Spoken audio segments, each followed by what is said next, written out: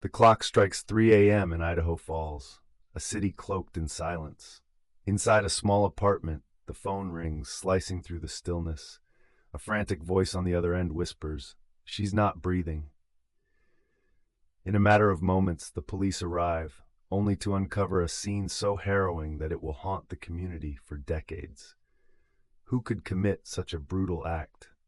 As investigators sift through the evidence, a shocking twist awaits. One that will lead to a wrongful conviction and a fight for justice that spans 20 years. Angie Dodge was not just another name. She was a vibrant 18-year-old with a promising future. Living in Idaho Falls, Idaho, she had dreams of becoming a journalist. Friends described her as warm-hearted and adventurous, often seen with a smile that could light up the darkest room. On June 13, 1996, Angie was preparing for a summer filled with possibility. She had just graduated from high school and was eager to start her life. That day, she was supposed to meet friends for a study session. But as evening fell, Angie never arrived. Concerned, her friends reached out, but there was no answer. The hours stretched on, and when night descended, they began to panic. What could have happened to her? As they gathered outside her apartment, a terrible fear gripped them. When the police were called, they entered her home to discover a nightmare unfolding before them. Angie's life was brutally cut short, and in that moment, a small community was thrust into a nightmare they never anticipated. But how could this happen in their quiet town? And who would want to harm a girl with such a bright future? The gruesome discovery of Angie Dodge's body sent shockwaves through Idaho Falls. Investigators quickly sealed off the apartment, transforming it into a crime scene. As they combed through the evidence, they found signs of a violent struggle. Angie had been sexually assaulted and murdered, a brutal act that left the community reeling. Police began their investigation by interviewing friends and family, seeking any leads that could point them toward a suspect. They learned that Angie had been seen with different people in the hours leading up to her death. Eyewitness accounts varied, and the timeline became murky. One significant clue emerged. A bloody footprint was found at the scene. It was a size 10 Nike sneaker. But what did it mean? As the days passed, the investigation turned desperate. Friends organized search parties, hoping to find any trace of Angie's last moments. Meanwhile, the police began to draw a connection to a local man who had a history of violence. But as they pursued this lead, the case took an unexpected turn. The community, once filled with hope, now braced for the possibility that a predator was lurking among them. With the investigation intensifying, detectives turned their attention to a man named Christopher Tapp. Tapp, a 20-year-old at the time, had a troubled past, marked by substance abuse and run-ins with the law. Though he had no direct connection to Angie, his behavior raised suspicions. During police questioning, Tapp made several contradictory statements, which the detectives seized upon as evidence of guilt. Under immense pressure during a lengthy interrogation, he ultimately confessed to the crime. But the details of his confession were inconsistent and often contradicted the physical evidence found at the scene. Despite this, the police were convinced they had their man. Tapp was charged with Angie's murder, and the case quickly went to trial. The prosecution relied heavily on his confession, and without any physical evidence directly linking him to the crime, the jury found him guilty.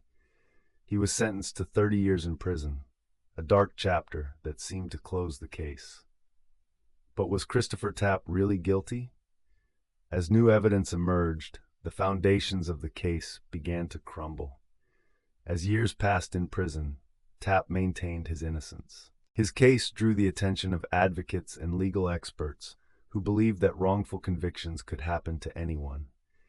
In 2015, DNA testing advancements breathed new life into the case. Investigators decided to re-examine the evidence, particularly the DNA found on Angie's body. What they discovered was shocking.